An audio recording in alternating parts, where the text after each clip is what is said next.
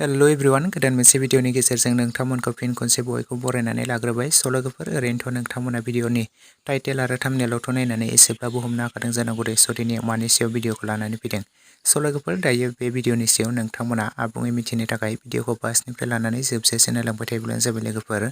स' लोगोफोर प्रिया एन्टारटेनमेन्ट बेनारनिफ्राय दिहुनजानाय मोनसे गोदानै शर्ट मुभिनि सायावहाय आपडेट लानानै फैदों। लोगोफोर बिथां जयन्त बसुमतारीनि स्ट'रि स्क्रिप्ट आरो डाइरेक्सन होनायाव दिहुनजानाय मोनसे गोदानै शर्ट मुभिनि सायाव आपडेट लानानै फैदों। जाय शर्ट मुभिनि मुङानो जादों खांखिला गोफार। नोंथांमोनाथ' बयबो बे खांखिला गोफार मोनसे कमेडि शर्ट मुभिखौ गोबाङानो नायबाय थाखादों नङा होमबा लोगोफोर, पार्ट बाय पार्ट आरो बिथांमोना रिलिजबो खालामनानै होबाय थाखादों। आरो लोगोफोर बे खांखिला गोफार मोनसे कमेडि शर्ट मुभियावनो जों गाहायै फाव खालामनायखौ नुनो मोनखादों प्रिया, रैसु, जयन्त बसुमतारी, प्रेक्टिकेल, दैमु आरो लोगोसे गोबांथार फाव खालामगिरिफोरा बे खांखिला गोफार मोनसे कमेडि शर्ट मुभियाव फावखौ खालामबावदों लोगोफोर।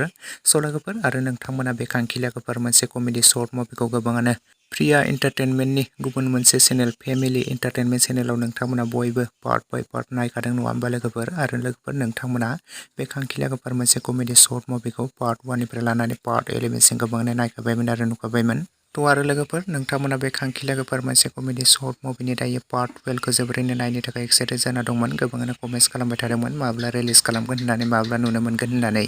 लोगोफोर बे खांखिला गोफार मोनसे कमेडि शर्ट मुभिनि पार्ट 12आ दाखालि बावैसो रिलिज जानानै थांबाय लोगोफोर। जुदि दासिमाव नोंथांमोना नायालासिनो थादोंब्ला फेमिलि एन्टारटेनमेन्ट चेनेलावहाय बयबो थांनानै नोंथांमोना नायहैदो लोगोफोर। थ' आरो लोगोफोर सोर सोर नोंथांमोना बे खांखिला गोफार मोनसे कमेडि शर्ट मुभिनि पार्ट 12खौ नायखो आरो नायनानै माबोरै मोनखो बयबो कमेन्ट सेक्सननि गेजेरजों लिरना फोरमायहरदो लोगोफोर।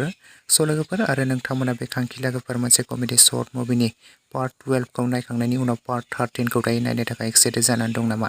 नोंथांमोना जुदि नायनो थाखाय एक्साइटेड जानानै दङब्ला कमेन्ट सेक्सनाव लिरना फोरमायहरदो लोगोफोर। बेनि पार्ट 13खौबो बिथांमोना थाबैनो फेमिलि एन्टारटेनमेन्ट चेनेलनि गेजेरजोंनो लाबोबावगोन। थ' नोंथांमोना बयबो नायनो थाखाय एसे नेनानै थाथ'लायोब्लानो जाबाय लोगोफोर। स' लोगोफोर लोगोसेनो दिनैनि शर्ट आपडेट भिडिअ बेखिनियावनो।